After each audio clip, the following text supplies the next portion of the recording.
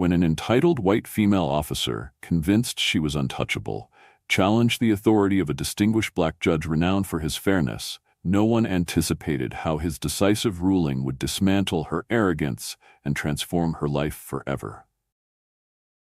Where are you watching from? Share in the comments, and don't forget to subscribe for more gripping stories like this. The courtroom at Summit City Courthouse buzzed with hushed conversations on a Monday morning. Sunlight filtered through expansive glass windows, casting sharp reflections on the polished floors. The tension in the air was almost palpable, heightened by the arrival of a controversial figure, Officer Lauren Whitaker. Lauren, a white female police officer, was infamous not just for her stellar performance on the job, but for her overbearing arrogance. She had sidestepped trouble numerous times, hiding behind her badge. But this time, her reckless driving, speeding through a red light and nearly hitting an elderly pedestrian, Robert Velasquez, had brought her to court. The incident left Mr. Velasquez with injuries and sparked a heated debate about Lauren's ethics and professionalism. The case was the talk of Summit City, especially because it was to be presided over by Judge Daniel Harrington, a black man revered for his unwavering commitment to justice and equality under the law. Inside the courtroom, every seat was filled. Journalists, attorneys, and curious onlookers sat quietly, their gazes fixed on the empty defendant's table. Some hoped Lauren would finally be held accountable, while others speculated whether her influence and arrogance would once again allow her to escape justice. As the anticipation built, the heavy door creaked open and Lauren walked in. Her pristine police uniform caught the morning light, her blonde hair tied tightly back. She carried herself with the poise of someone who had always commanded attention. Her piercing blue eyes swept across the room with an air of indifference, as though she were above the proceedings. The sound of her polished heels echoed sharply against the marble floor, amplifying her presence. Her attorney, visibly anxious, scurried beside her. Leaning in, he whispered urgently, "Lauren, remember to stay professional. This isn't the time for your antics." Lauren, however, simply smirked, a faint but unmistakable gesture of defiance. She said nothing and continued her steady stride, finally taking her seat at the defendant's table. Placing her bag on the polished surface, she crossed her arms, her body language daring anyone to challenge her. Moments later, a side door opened, and Judge Harrington entered. Tall, with salt and pepper hair and sharp, discerning eyes framed by metal-rimmed glasses, he exuded a commanding presence. His measured steps and composed demeanor embodied the weight of justice. "All rise," the bailiff's voice rang out, and everyone stood except Lauren. Rising sluggishly, she let out an audible sigh, her reluctance apparent. Judge Harrington's keen eyes briefly flicked toward her, noting the defiance but choosing not to address it immediately. Instead, he gave the bailiff a nod before taking his seat and opening the case file. His gaze swept the courtroom before landing on Lauren for a fleeting moment, as if to size up the person standing before the scales of justice. Despite maintaining her confident facade, Lauren felt a flicker of unease under the judge's sharp scrutiny. She quickly dismissed the feeling, leaning back in her chair with crossed arms and a dismissive gaze fixed on Harrington. To her, this was just another formality, a routine she had seen play out countless times before, and one she expected to handle with ease. But what Lauren didn't know was that this day would be unlike any other. Today, justice would not be denied. Lauren sat stiffly in the defendant's chair, her arms crossed tightly as though shielding herself from the weight of the room's scrutiny. She let out an exaggerated sigh, ensuring her discontent was noticed by everyone. Before her was a dark wooden table, a surface that would soon bear the evidence of her actions. Yet Lauren's gaze wandered dismissively across the courtroom, as if the proceedings were beneath her notice. The uniform she wore, a symbol of duty and responsibility, seemed at odds with her defiant posture. Her immaculately manicured nails tapped a steady rhythm on the table, the soft clicks amplifying the uneasy silence in the room. Whispers rippled through the gallery as attendees exchanged glances. A middle-aged woman leaned toward her companion and murmured, "She doesn't look like someone facing judgment. It's like she thinks this is her show." Lauren caught the comment but didn't flinch. Instead, her lips curled into a faint smirk, as though the remark only validated her misplaced confidence. Judge Harrington, seated now and scanning the case file, glanced up. His sharp, unwavering gaze met Lauren's for a brief moment, a silent reminder that in his courtroom, justice was blind to arrogance or privilege. Lauren, however, adjusted her hair with deliberate nonchalance, signaling her indifference to the unfolding proceedings. To her, this was just another case she believed she could control. But beneath her defiant facade, cracks of uncertainty began to form, heralding a reckoning she couldn't yet comprehend. By now, Judge Daniel Harrington had settled into his seat. His sharp, deliberate gaze briefly landed on Lauren Whitaker, piercing through the layers of defiance she carried like armor. Lauren didn't meet his gaze. Instead, she adjusted her blonde hair with exaggerated precision, a silent act of provocation that screamed her indifference to the proceedings. The guard's firm voice rang out, "All rise." As the courtroom collectively stood, spectators, attorneys, and clerks, Lauren remained seated.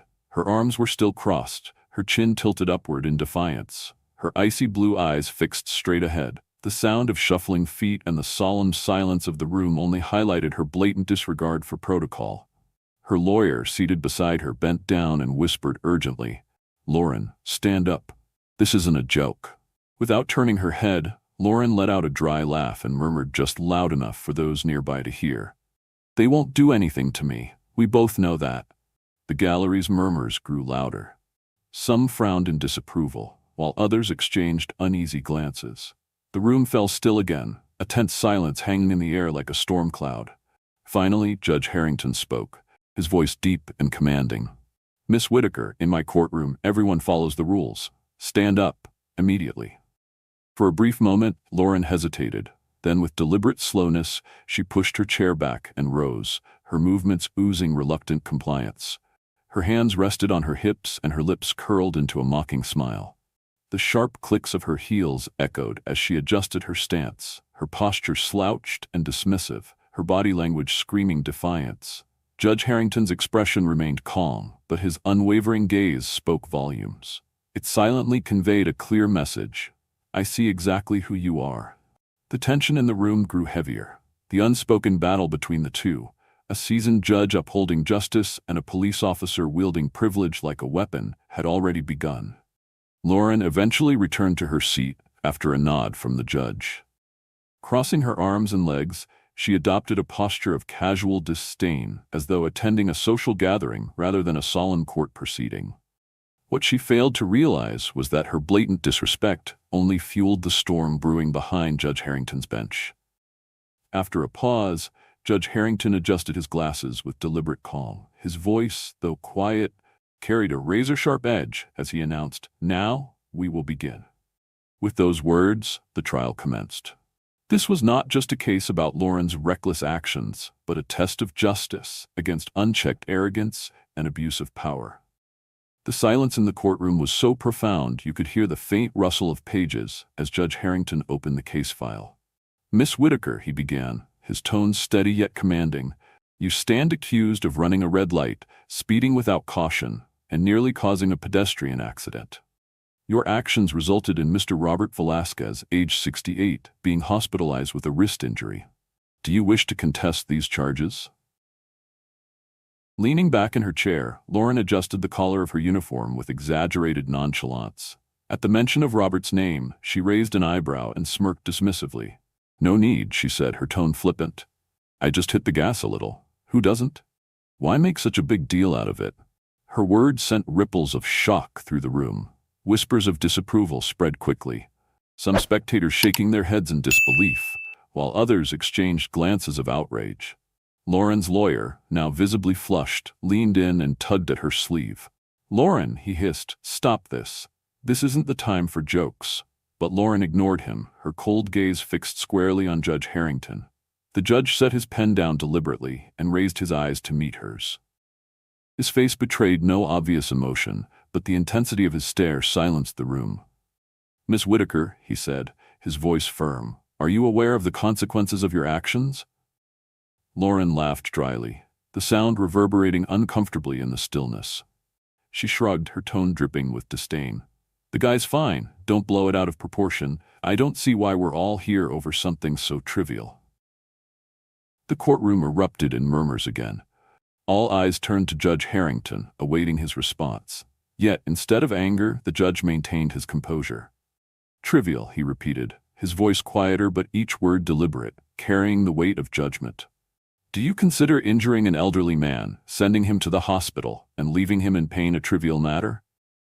Rather than showing remorse, Lauren tilted her head and let out a mocking smile. "Yes, trivial. I didn't hit him. He's fine. If we made a big deal out of every little stumble, this court wouldn't have time for anything else." Audible gasps filled the room. Some spectators shook their heads in disbelief, while others whispered louder, their indignation clear. Judge Harrington took a deep breath, his expression betraying a flicker of disappointment. After flipping through a few pages of the file, he looked directly at Lauren. His voice, now resonating with unmistakable authority, echoed across the courtroom. "Miss Whitaker, your actions were reckless, and your attitude is troubling. As a law enforcement officer, your duty is to protect the public, not endanger them. This court will determine today whether justice can reach even those who believe themselves above it." Lauren's icy demeanor faltered for a brief moment. For the first time, unease flickered in her expression. But she quickly masked it with a smirk, unwilling to concede an inch. What she didn't realize was that this trial would not be like any she had encountered before.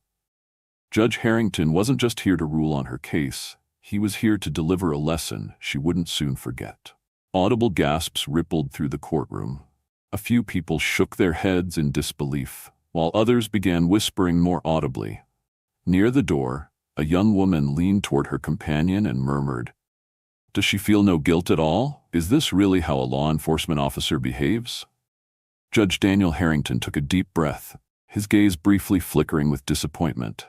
He flipped through a few pages in the file before leveling his sharp eyes directly at Lauren Whitaker. His voice, now imbued with undeniable gravity, resonated through the room. "Miss Whitaker, as a police officer, your duty is to protect the public, not endanger their safety. Your actions were not just a violation of the law, but a reflection of recklessness and irresponsibility. Do you truly believe you've done nothing wrong?" For the first time, Lauren's posture shifted slightly. A flicker of hesitation crossed her face, but it was fleeting. She quickly recovered, her voice steady and dripping with sarcasm. "I did what I had to do. If Mr. Velasquez hadn't stepped onto the street so carelessly, none of this would have happened." A loud gasp echoed from the gallery. All eyes turned to Lauren, astonished that she could deliver such a callous response. Judge Harrington paused, his gaze sweeping across the room, capturing the indignation on every face. He removed his glasses and leaned back slightly in his chair. When he spoke again, his tone was quieter but carried an even greater authority. "Miss Whitaker, you are not merely standing before the law. You are standing before your own accountability. If your attitude and behavior go unchecked today, what will come next? Another reckless act? A graver consequence? Perhaps a life lost?" His words seemed to hang in the air, pressing down on everyone present. Lauren's defiant expression wavered. Though she tried to maintain her composure, a subtle crack in her confidence betrayed her. For the briefest of moments, her self-assured facade faltered under the weight of the judge's words. Breaking the tense silence, Judge Harrington gestured toward the security guard standing near the door. His voice was calm but commanding. "Bring in Mr. Robert Velasquez." The rear door of the courtroom creaked open and an older man entered. Robert Velasquez, 68, thin and frail, wore a wrinkled shirt, his right arm bandaged and cradled in a sling. He didn't glance around, his steps slow and deliberate as he moved toward the front of the courtroom. Every eye in the room followed him, including Lauren's. The confidence she had worn like armor cracked further as her eyes darted toward him. Her lips curled into a faint, forced smile. Not of remorse, but of irritation. Robert stopped at the front, standing quietly before the judge's bench. Judge Harrington nodded respectfully at him, acknowledging the quiet dignity of the man now at the center of the trial. Turning back to Lauren, the judge's voice dropped, each word landing with deliberate weight. "Miss Whitaker, this is Mr. Robert Velasquez, the man you nearly hit. Look at him." Lauren hesitated before casting a fleeting glance at Robert, her expression dismissive. She leaned back in her chair again, crossing her arms as if his presence were an inconvenience. "I've said this before," she began, her tone dismissive. "I didn't hit him. People are just overreacting." A wave of audible frustration swept through the room. A young man seated near the back shook his head and muttered, "Unbelievable. How can she say that with him standing right there?" Robert stood silently, his sorrowful eyes resting on Lauren. There was no anger in his gaze, no accusations, just quiet disappointment. His presence alone seemed to amplify the tension in the room. Judge Harrington seized the moment. Flipping through the file on his desk, he began to read aloud. His voice was steady, but each word felt like a scalpel cutting through the defense Lauren had constructed. Robert Velasquez was walking through a crosswalk legally when Miss Whitaker accelerated from behind. According to witness testimony, not only did she fail to slow down, but she honked aggressively, forcing Mr. Velasquez to jump out of the way. In doing so, he fell to the ground and sustained injuries. The judge paused and raised his eyes to Lauren. Medical reports confirmed that Mr. Velasquez suffered a fractured wrist. He underwent surgery and is now recovering, enduring weeks of pain. Lauren began to fidget, rubbing her hands together. For a moment, her confident demeanor faltered. She quickly regained her composure, though, and retorted with a defensive tone. "I'm not denying he fell, but it wasn't my fault. If he hadn't been so slow crossing the street, none of this would have happened." Her words sent another shockwave through the courtroom. Gasps of outrage filled the air, and several spectators openly expressed their disbelief. Judge Harrington placed his pen down carefully, leaning forward. His piercing gaze locked onto Lauren, and his voice, now icier than ever, cut through the noise. "Miss Whitaker, are you suggesting that the responsibility lies with an elderly man walking legally in a crosswalk, while you, the driver in control of the vehicle, bear no fault whatsoever?" Lauren opened her mouth to respond, but hesitated, seemingly at a loss for words. Lauren Whitaker hesitated, momentarily at a loss for words, unable to form a convincing reply. Instead, she leaned back once more, crossing her arms over her chest in a show of feigned indifference. Judge Daniel Harrington studied her for a moment longer before shifting his focus to Robert Velasquez. Softening his tone, Judge Harrington asked, "Mr. Velasquez, I know this is difficult, but is there anything you'd like to share with the court?" Robert took a deep breath, his gentle, unassuming eyes betraying no resentment. When he spoke, his voice, though hoarse, was steady, and every word deliberate. "I don't want her to face a harsh punishment," he began. "I only want her to understand that her actions can destroy lives if she doesn't change. I don't want anyone else to go through what I've endured." His words fell like a heavy silence over the courtroom. Even Lauren, who had been maintaining her cold demeanor, couldn't entirely mask the flicker of unease that crossed her face. Judge Harrington nodded, his eyes reflecting a mix of empathy for Robert and sharp disapproval for Lauren. Turning back to her, his gaze hardened. "Miss Whitaker," he said, his voice resolute, "Mr. Velasquez's words point to something you lack: understanding and accountability. This case is no longer just about a minor accident. It's about your abuse of privilege and your refusal to take responsibility. In this courtroom, that will not be tolerated." The judge's words reverberated through the room, their weight undeniable. A hushed stillness settled over the courtroom, the tension thick enough to touch. Lauren, though clearly feeling the rising pressure of the stares directed at her, refused to concede. Sitting upright, her expression remained indifferent, her lips curling into a mocking smile. "I don't believe I did anything wrong," she said defiantly, her voice carrying a sharp edge. "I know the situation better than anyone else. This is just a misunderstanding, blown way out of proportion." Murmurs of disapproval rippled through the gallery. A middle-aged woman turned to the person beside her, whispering with frustration, "She's not even remorseful. How can someone in law enforcement behave like this?" Judge Harrington maintained his composed demeanor, but his expression grew increasingly severe. Leaning forward, he clasped his hands on the bench, his voice cutting through the courtroom with commanding authority. "Miss Whitaker," he said, "do you understand that neither your rank nor your badge places you above the law? Your duty is to protect citizens, yet your actions have put them in harm's way. If you refuse to take responsibility now, who will when something worse happens? His words struck at Lauren's facade, each one like a blow to her arrogance. She bit her lower lip, a fleeting gesture that betrayed her struggle to maintain composure. Almost immediately, however, she let out a nervous chuckle, attempting to mask her discomfort. "So you're saying this is all my fault because I was speeding a little?" she retorted, her voice laced with sarcasm. "You're blowing this way out of proportion."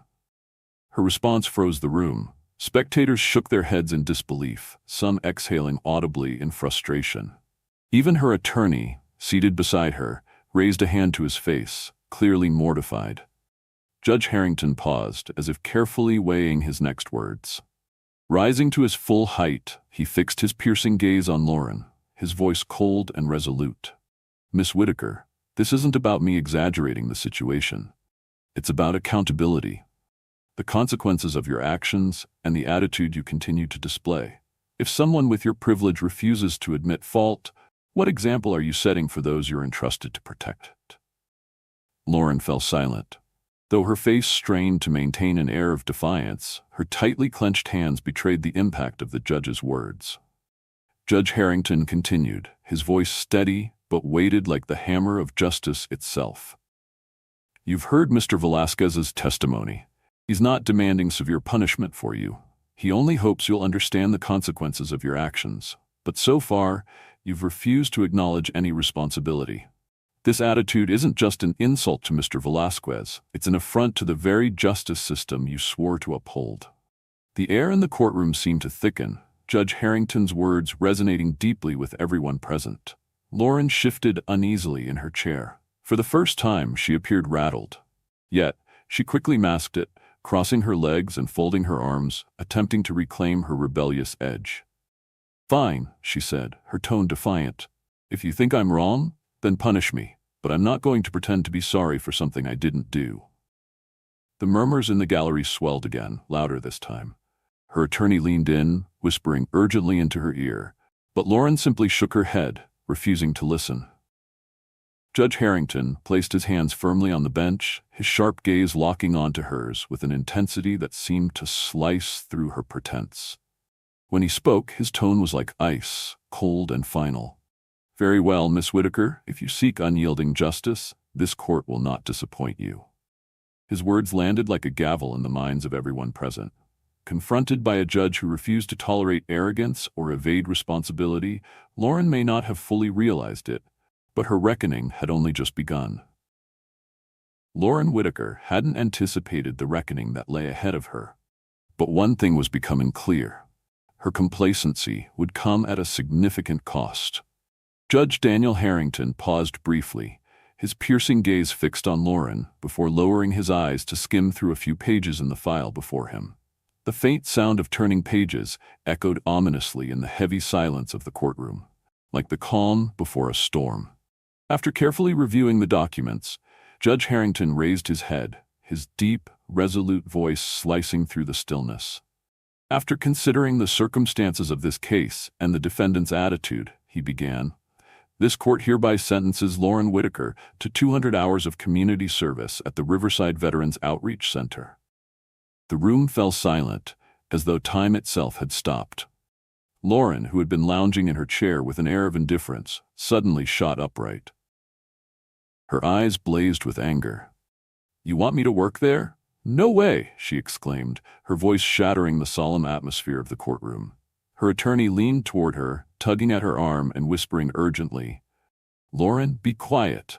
Don't make this worse." But Lauren shrugged him off, ignoring his plea. Rising to her feet, she pointed a finger at Judge Harrington, her fury palpable. "You can't force me to do that," she spat. "I'm not a criminal, and I certainly won't stoop to scrubbing floors or doing menial labor at that place." Her words landed like a slap across the room. Some onlookers gaped in stunned silence, while others exhaled sharply in disapproval. Lauren's arrogance had crossed into outright insolence. Judge Harrington's expression remained composed, but his tone turned icy. "Miss Whitaker, this is not a suggestion. This is a court order. Should you refuse to comply, I will not hesitate to replace this sentence with a harsher one, potentially including jail time." His words struck Lauren's pride like a hammer. She stood rigidly, her lips pressed tightly together, the anger in her expression barely concealing the helplessness underneath. After a moment, she drew a deep breath, forcing herself to regain a semblance of composure. "Fine," she scoffed. "If you think making me work there will accomplish anything, go ahead and try." Her gaze was defiant, but her voice carried a trace of uncertainty. Judge Harrington didn't respond immediately. Instead, he leaned down, signed a stack of papers, and then looked directly at Lauren. His voice remained steady, but every word etched itself into the silence. "You will report to the center daily from 8 a.m. to 4 p.m. Your duties will include meal preparation, cleaning, and assisting veterans with daily activities. The center's management will provide weekly progress reports to this court. And remember, if you fail to meet these requirements, we will reconvene here. By then, you will have no alternative." The room fell silent again. Lauren clenched her fists, her eyes blazing with suppressed rage. Turning to her attorney, she hissed through gritted teeth, "He can't do this. I'll appeal." Judge Harrington, as though anticipating her outburst, gave a slight nod. "You have the right to appeal," he said calmly. "But let me remind you, not every battle can be won through sheer arrogance." His words hung in the air like a solemn echo. The courtroom's collective attention remained fixed on Lauren, who at that moment could only lower herself into her chair, her face flushed with indignation. When Judge Harrington lifted his gavel and brought it down sharply, declaring, "Court adjourned," the sound punctuated the end of Lauren's entitlement, at least for now. Her attorney hastily gathered his documents, while Lauren sat motionless, her eyes scanning the crowd. The stares bore into her, some angry, others disappointed, and a few pitying. These gazes seared the image of her defeat into her memory. Outside the courtroom, the midday sun cast bright rays across the plaza, but for Lauren, they only illuminated the unease and alienation she tried so hard to mask. Deep within, Judge Harrington's words echoed relentlessly, leaving her with a nagging question she couldn't shake. Had she truly been wrong? The next morning, Lauren stepped out of her car, the harsh sunlight glaring into her tired eyes. After a long, aggravating night, she found herself standing before the Riverside Veterans Outreach Center. The building was old, its white walls yellowed with time. A faded sign above the entrance read, "A place to rebuild lives." Lauren smirked bitterly at the words. With a heavy sigh, she adjusted her simple business attire, an outfit she wasn't accustomed to, and stepped inside. The center's interior was stark and functional, a world apart from the luxury Lauren was used to. Plain wooden tables were neatly arranged, and groups of veterans sat chatting, reading quietly, or gazing out the windows. The atmosphere wasn't somber, but carried a quiet resilience that felt foreign to her. A middle-aged woman with silver hair and a no-nonsense demeanor approached Lauren. This was Mary Kingston, the center's manager. Mary looked Lauren up and down, unimpressed by her presence. "You must be Whitaker," she said curtly, her voice steady and professional. Lauren nodded, forcing a faint smile as Mary Kingston handed her an apron. Mary didn't offer any words of encouragement or warmth. Instead, she pointed toward the kitchen. "Starting today, you'll be working here," Mary said briskly. "First task, help prepare breakfast." Lauren took the apron, staring at it as though it were an unfamiliar object from another world. Reluctantly, she made her way to the kitchen where a few people were chopping vegetables, frying eggs, and brewing coffee. The savory aroma filled the air, but to Lauren, it was anything but inviting. An elderly man with snow-white hair and a kind smile glanced up as she entered. "New here, huh?" he asked, his voice gentle and warm. Lauren gave a slight nod, avoiding eye contact. "I'm Sam," he introduced himself. "Today's menu is scrambled eggs and toast. Think you can help me set the tables?" Lauren wanted to refuse to explain that she wasn't here for such mundane tasks. But Judge Harrington's words echoed in her mind. This isn't a suggestion. Swallowing her protest, Lauren picked up a tray and began setting plates on the tables, methodically but with visible reluctance. She kept her distance from everyone, her eyes darting around the room as if seeking an escape. Yet her silence didn't last. A veteran with a missing arm, replaced by a prosthetic hook, sat down nearby. He didn't look at her, but instead stared at his plate. When he finally spoke, his voice was low but firm. "You're new, right? It's obvious. What do you think this place is?" Lauren looked up, startled by his bluntness. She hesitated, unsure how to respond. The man continued, his tone devoid of hostility but laced with raw truth. "We don't need your pity, if that's what you're thinking. We fought. We lost. Now we're just trying to live. You don't have to like it here, but you do have to respect it." His words left Lauren speechless. For reasons she couldn't fully understand, they stirred a faint sense of shame deep within her. The day dragged on with a series of menial tasks, clearing tables, washing dishes, and helping prepare lunch. Lauren could feel the weight of every gaze on her. Not hostile, but appraising, as if the veterans were waiting to see how she would respond. During a break, Lauren sat alone in a corner, her chair angled away from the bustling activity. From her seat, she could observe the veterans talking among themselves. Their conversations weren't filled with bitterness over what they'd lost, but with hope for what they could rebuild. A home, steady work, or simply a second chance. A young woman with striking eyes and a scar running from her cheek to her neck approached Lauren, placing a cup of coffee in front of her before sitting down. "I'm Elena," the woman said softly, her voice confident but kind. "I used to think I didn't need anyone's help until I had nothing left to hold on to." Lauren, caught off guard, didn't know how to respond. Elena offered a faint smile, her piercing gaze seeming to see straight through Lauren's carefully constructed facade. "You don't think you belong here," Elena continued. "But maybe you can learn something, if you're willing to listen." Her words, paired with her unflinching stare, unsettled Lauren. For the first time, Lauren looked down at her hands, still slightly soapy from washing dishes. She didn't feel angry or frustrated anymore, just lost. Not with the place, but with herself. When lunch began, Lauren found a spot at the far corner of a table, avoiding eye contact with those around her. Her plate of food sat untouched, long gone cold. Instead, she found herself listening intently to the murmured conversations in the room. Across from her, a middle-aged man with a sturdy build but tired eyes placed his food tray on the table. He wore an old shirt with the sleeves rolled up, revealing a long scar running down his forearm. "I'm Michael," he said, his voice deep and slightly raspy. "You're new here, aren't you?" Lauren nodded stiffly, trying to mask her discomfort.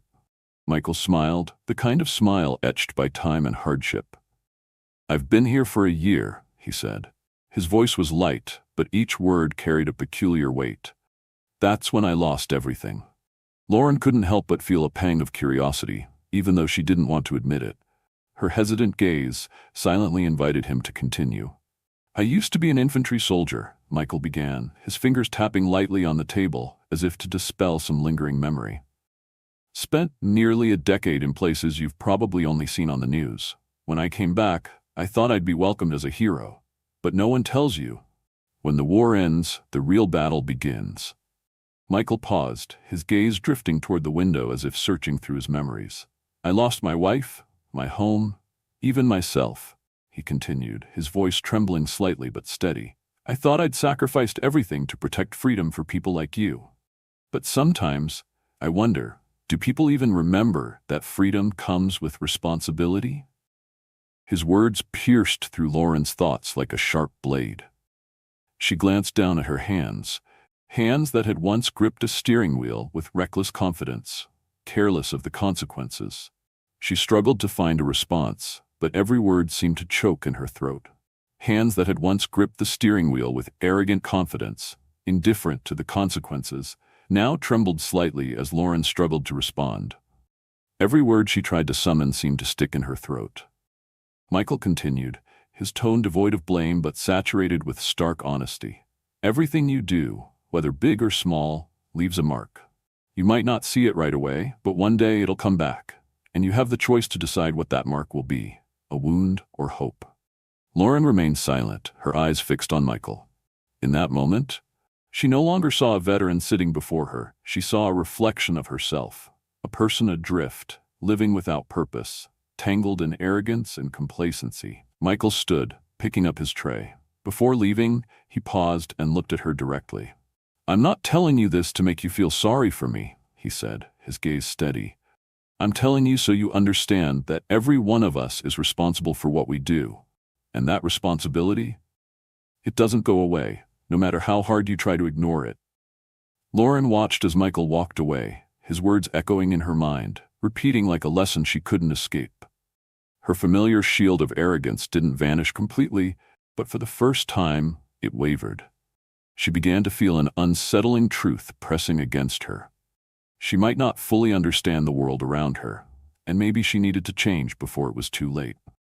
When lunch ended, Lauren returned to her tasks, but her approach was different. The reluctance that had weighed her down in the morning was gone. She began to observe and listen to the people she had once looked down on. Slowly, a question began to form in her heart. If these people could rise after losing everything, why couldn't I change myself? The days that followed passed slowly, but they no longer carried the oppressive heaviness of her initial arrival. Lauren began to settle into the rhythm of the center, preparing meals, cleaning tables, and chatting with the veterans. At first, she kept her distance, speaking little and only doing what was necessary to complete her tasks.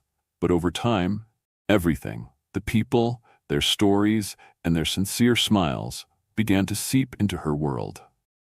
One morning, as Lauren mopped the kitchen floor, the sound of laughter echoed from the dining hall. Curious, she glanced through the open door and saw Sam, the kind-hearted man she had met on her first day, animatedly recounting a humorous story about his early days in the military. The veterans surrounding him laughed heartily, not because the story was particularly funny, but because of the warmth Sam brought to it. For the first time in weeks, Lauren found herself smiling, a genuine smile, free of sarcasm or reluctance. Later that afternoon, she noticed Elena, the young woman with the scar, struggling to carry a heavy box of food supplies. Without hesitation, Lauren stepped forward and gently took the box from Elena's hands. "Let me help you," Lauren said, her voice soft but sincere. Elena looked at her, surprised, before her expression softened into a grateful smile. "Thank you," she replied, her voice steady and kind. Lauren didn't expect her small gesture to mean much, but it became the first step in breaking down the walls she had built between herself and the others. Day by day, Lauren started to listen more. The veterans' stories, once fragmented and distant, became profound lessons. Sam talked about the long, lonely months he spent missing his family during the war. Elena spoke of learning to love herself again after both physical and emotional scars. Even Michael, whose blunt words had once irritated Lauren, became someone she sought advice from. One afternoon, while helping to distribute meals, Lauren realized something unexpected. The tasks she had once dismissed as mundane, cleaning, serving, or simply offering a smile, held immense significance for the people around her. These small acts didn't just provide comfort, they conveyed respect and empathy. One evening, as Lauren sat alone in the center's small courtyard, she looked down at her hands. Once a source of pride, symbols of strength and control, they were now slightly calloused from physical work. But instead of feeling discomfort, she felt peace. She remembered her first days at the center, walking in with disdain, convinced she didn't belong. Now, she understood that her privilege and power didn't make her better than the people here. Her worth wasn't determined by her rank or authority, it was defined by her actions, her care, and her ability to listen. Lauren wasn't someone who could completely transform in just a few days. But the arrogance that had once defined her was slowly being replaced by an unexpected humility. One evening, as the veterans gathered to watch an old movie, Lauren quietly took the initiative to bring them extra drinks and snacks. From her spot in the front row, Elena glanced at Lauren and smiled warmly. "You've changed a lot," Elena said, her eyes filled with gentle admiration. Still a bit self-conscious, Lauren nodded and replied, "I think I still have a lot to learn." For the first time, she admitted a truth she had long been afraid to face. That night, as Lauren left the center, she looked up at the starry sky. A strange yet comforting feeling washed over her, a sense of lightness, as though she had finally let go of a burden she hadn't realized she was carrying. Lauren's transformation hadn't stemmed from a single epiphany, but from a series of small, humbling experiences, each one chipping away at her prejudices and her sense of entitlement. Though she didn't yet know what her future held after completing her community service, one thing was certain: she would never again be the person she had once been. The sound of Lauren's footsteps echoed through the courthouse hallway, each step carrying a mix of tension and serenity. When the heavy courtroom door creaked open and she stepped inside, gone was the arrogance she had once worn like armor. This time she appeared in simple attire, her face free of makeup, and her eyes steady yet softened. In the courtroom, eyes turned toward her, not with the disdain or judgment of before, but with curiosity and hope. A few observers noticed the profound shift in her demeanor. Lauren no longer carried herself with an air of entitlement, but with the quiet confidence of someone who had learned something deeply meaningful. Judge Daniel Harrington was already seated, his commanding presence behind the bench still undeniable. However, his gaze, no longer weighed down with disdain, carried a tempered edge as Lauren stood before the defendant's table. He gave a slight nod, signaling the start of the proceedings. "Miss Whitaker," Judge Harrington began, his voice measured, "you have completed 200 hours of community service at the Riverside Veterans Outreach Center. Today, this court convenes to review your progress and determine whether the sentence has fulfilled its purpose. Do you have anything you wish to say?" Lauren took a deep breath, her eyes unwavering as they met the judge's. When she spoke, her voice was devoid of its former arrogance or defiance. Instead, it carried a quiet humility and sincerity. "Your Honor," she began, "when I first walked into the center, I saw it as nothing more than punishment. I didn't believe I would learn anything from it, but the people I met there—" Her voice faltered slightly as she blinked back emotion. "They taught me more than I could have imagined, about sacrifice, patience, and responsibility." She paused, steadying herself before continuing. "They don't have privilege or power, but they possess something I had lost: compassion. I realized that my privilege didn't make me better. It blinded me. I was wrong. Wrong to think I wasn't accountable, and wrong to look down on others." A hush fell over the courtroom. Lauren's words weren't just an apology. They were a genuine confession, one that resonated deeply with everyone present. Judge Harrington sat silent for a long moment, his sharp gaze fixed on Lauren. Finally he spoke, his voice calm but weighty. "Miss Whitaker," he began, "I've encountered many individuals in this courtroom. Some come here to evade responsibility. Others, like you, initially failed to see the need for change. But very few, after serving their sentence, can stand before me and speak with the clarity and sincerity you've shown today." He clasped his hands together on the bench before continuing. "A true expression of gratitude and growth, as I've often said, is shown through action. What you've learned must not end with words. It must guide how you live and work from this day forward." Lauren nodded, her eyes reflecting a newfound resolve. Before the proceedings concluded, Lauren turned toward Robert Velasquez, the man she had nearly harmed in the incident that had brought her to court. The man whose quiet disappointment had shaken her to her core during her first trial. "Mr. Velasquez," Lauren began, her voice trembling slightly but firm with determination, "I want to apologize for what I did, and I thank you, not for seeking vengeance, but for hoping I would understand the consequences of my actions. I promise you, I won't forget this lesson." Seated among the spectators, Robert offered her a gentle smile. He nodded, his eyes no longer filled with disappointment, but with quiet faith. Judge Harrington struck the gavel, signaling the end of the session. "Miss Whitaker," he said, "the court acknowledges that you have fulfilled your sentence. I hope that from now on, every action you take reflects the lessons you've learned." Lauren bowed her head, not out of obligation, but with genuine thankfulness. As she stepped out of the courthouse, the morning sunlight touched her face, and for the first time in years, she felt unburdened. The invisible weight she had carried for so long seemed to have been lifted. She knew her journey wasn't over. The lessons she had learned at the center weren't confined to 200 hours of service. They were lessons learned in Britau. Now, she was ready to face the world, not with arrogance, but with the humility and responsibility she had rediscovered. Lauren hesitated in front of the courthouse door, her gaze wavering as she glanced toward Robert Velasquez, who sat quietly in the gallery. He seemed oblivious to her glance, gently adjusting the sling on his injured arm. His face no longer bore the exhaustion it had when they first met, but his calmness made Lauren feel self-conscious. Taking a deep breath, she gathered her courage and approached him. Her soft footsteps echoed, drawing his gaze upward. Robert Velasquez looked up as Lauren Whitaker approached, her footsteps hesitant. When their eyes met, she stopped, her own eyes brimming with the guilt she had carried for so long. "Mr. Velasquez," she began, her voice trembling but sincere, "I'm so sorry for what happened. I never intended to hurt you."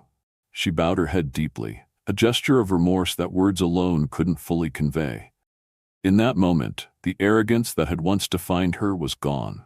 Lauren was no longer a woman evading responsibility. She was someone standing before the consequences of her actions with genuine humility.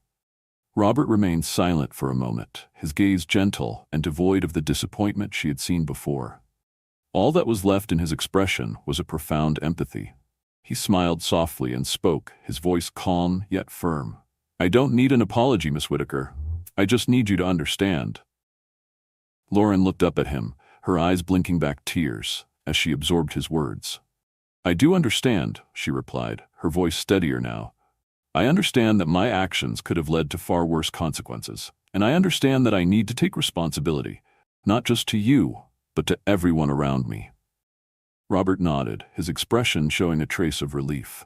"If you truly understand, then I trust you'll never let something like this happen again. Recognizing our mistakes," he added, "is the first step toward becoming a better version of ourselves." A sense of relief washed over Lauren, one she hadn't experienced in a long time. She hadn't expected such a simple apology to bring so much clarity, a release from the guilt and pride that had weighed her down. "Thank you," she said softly, her voice filled with gratitude. Robert stood, his injured arm securely supported in the sling. Before leaving, he turned to her one last time, his gaze steady. "You're a strong person, Miss Whitaker, but real strength doesn't come from power or status. It comes from how you use them to make things better." His words etched themselves deeply into Lauren's mind. She watched as he walked out of the courtroom, his figure disappearing through the doors. A fleeting sense of emptiness passed over her, but it was also an invitation, a call to begin anew.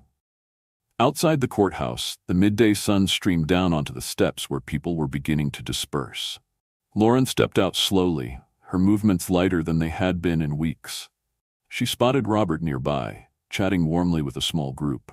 His smile was brighter than she had ever seen. Though she knew she couldn't change the past, Lauren realized the future was still hers.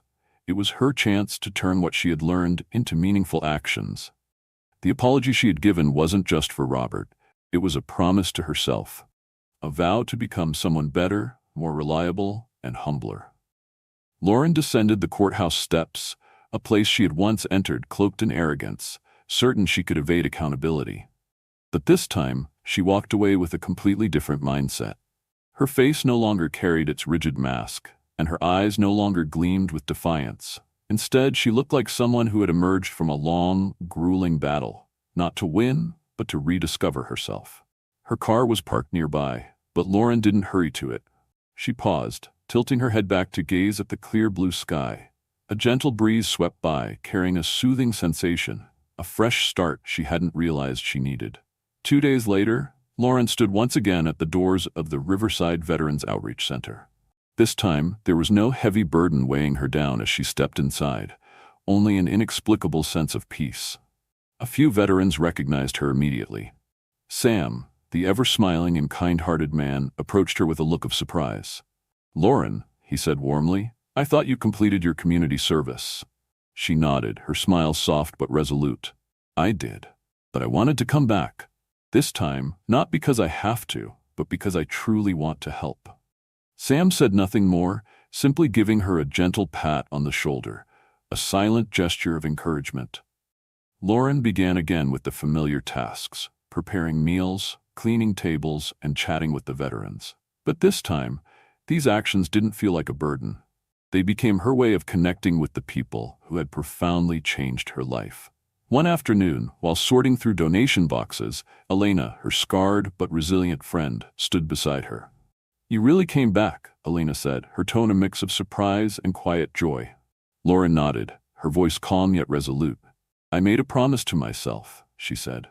"If they can rebuild their lives after losing so much, I have no excuse not to try."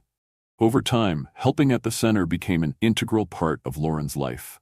She didn't just take on daily tasks, but also began organizing fundraisers, seeking sponsorships, and connecting the center with the broader community. Lauren's story began to spread, becoming a living testament to the power of transformation and compassion. No longer seen as the arrogant officer who had abused her authority, she became a symbol of redemption and the ability to rebuild one's life. Lauren Whitaker's transformation became a testament to the power of change and compassion. No longer seen as the arrogant police officer, once criticized for her abuse of authority, Lauren became a symbol of redemption and the ability to rebuild a life. She never forgot the harsh early days at the center. Michael's blunt but honest words, Elena's steadfast yet gentle gaze, and most of all, Robert Velasquez's forgiving smile. These lessons not only reshaped Lauren's view of the world, but also reshaped her entirely. Lauren's journey reminds us that privilege does not exempt us from responsibility. Change doesn't come from authority or force, but through empathy, understanding, and sincere action. Only when we are willing to listen and confront our mistakes can we create meaningful change, not just for ourselves, but for the world around us. With a lighter heart and a clear purpose, Lauren walked the new path she had chosen, not with a badge on her chest, but with humility and a determination to live more responsibly each day. Her story is not just one of atonement. It's a powerful testament to the possibility of transformation. From an arrogant, lost woman, Lauren learned the value of accountability, humility, and the strength that comes from compassion. If you were in Lauren's position, would you have the courage to change and make amends? How do you think a small act of kindness or humility can create a big difference? Share your thoughts in the comments below. If this story moved or inspired you, don't forget to like, share it with your friends, and subscribe to our channel for more meaningful content. Together, let's share stories that make us reflect and feel more deeply about life.